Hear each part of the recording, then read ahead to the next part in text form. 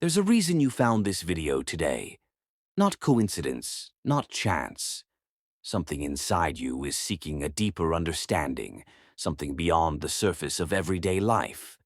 Whether it's a quiet question that's been echoing in your mind, or a feeling that the world is more connected than it seems, you're here because you're ready to see reality from a higher, more conscious perspective.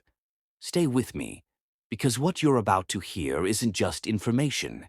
It's recognition, a mirror held to your inner knowing. Have you ever felt a strange connection to a stranger? Maybe you locked eyes with someone in a fleeting moment, and for reasons you couldn't explain, that person lingered in your thoughts for days.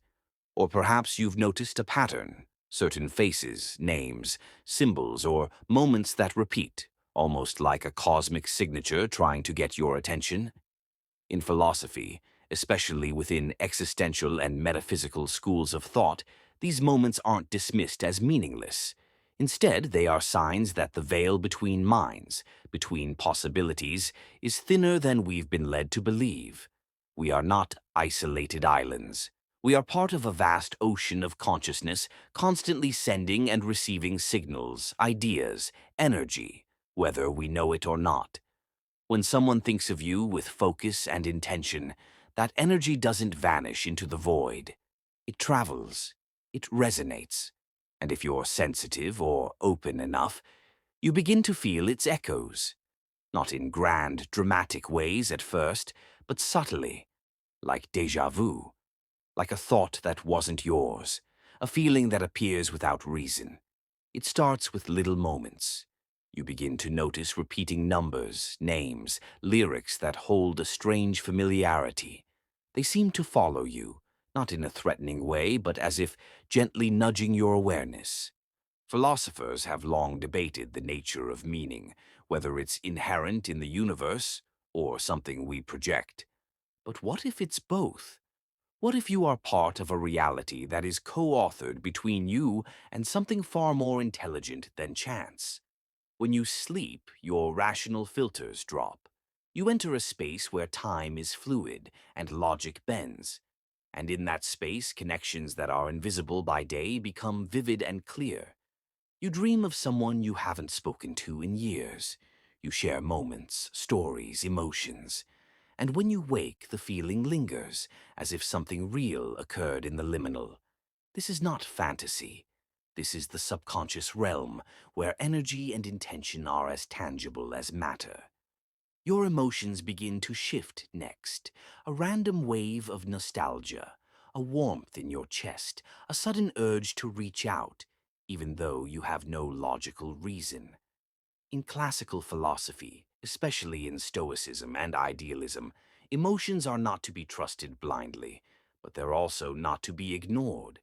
They are signals, and if you learn to read them like a language, they reveal more than your conscious mind ever could. You might notice your body reacting too, a tingling sensation, a flutter in your chest, a sudden chill or sense of presence. Your body is not just a shell, it is an antenna, a finely tuned instrument designed to feel what the mind cannot name. When someone is directing thoughts and intentions toward you, the resonance may stir you before your mind catches up. Then the universe begins to reflect the internal externally. You find yourself in the same places, crossing paths, aligning in the most bizarre ways.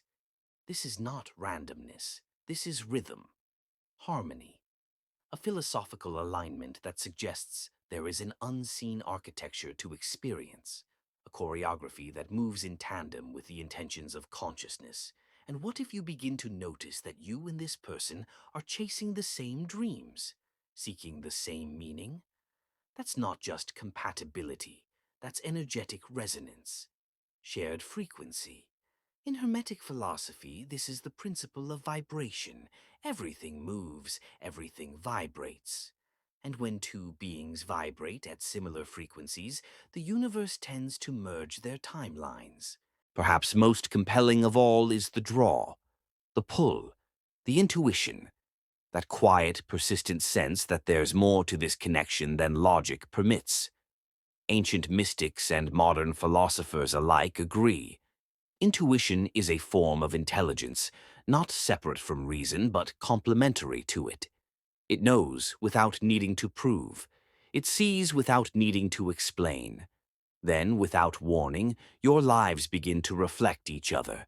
Similar struggles, similar wins. You look around and see echoes of yourself in their world, and vice versa. This is not coincidence, it is the blending of energy fields. When focus is sustained long enough, it changes the shape of both the observer and the observed. The truth is, we are constantly influencing and being influenced by others. Our minds are not closed systems. They are permeable, dynamic, and responsive. When someone is trying to bring you into their life, whether consciously through manifestation or unconsciously through longing, it creates ripples. And those ripples touch you, whether you are aware of it or not. It is not about control. It's about awareness.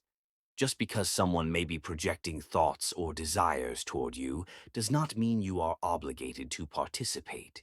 Philosophy teaches us to claim our agency, to define our own path with intention and clarity.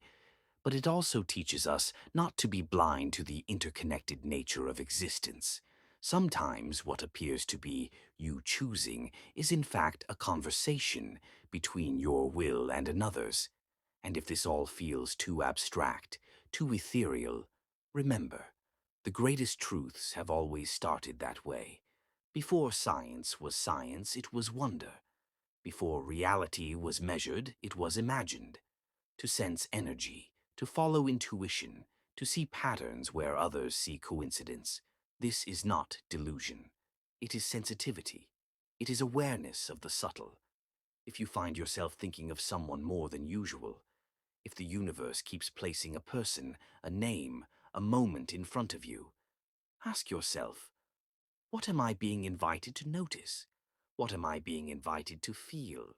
And who in the unseen spaces of thought and energy might be reaching out, not with words, but with intention? You are not powerless in this dance. You are a co-creator. Whether you lean into the connection or step away, the point is this. You get to choose. That's what philosophy ultimately reminds us.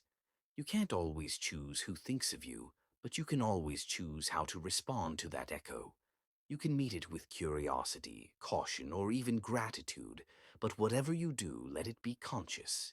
Because the most profound power we possess is the ability to be aware.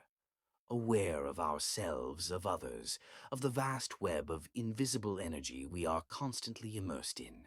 And once you see that web, even briefly, you never quite see the world the same way again. If this message stirred something in you, take a moment. Don't scroll just yet. Sit with it. Let it sink in. Because awareness is the first step toward alignment. And alignment is the key to living, not just by default, but by design. Thank you for being here, for being open, for thinking deeply. If you made it this far, you're not just a viewer, you're a seeker. And the world needs more seekers.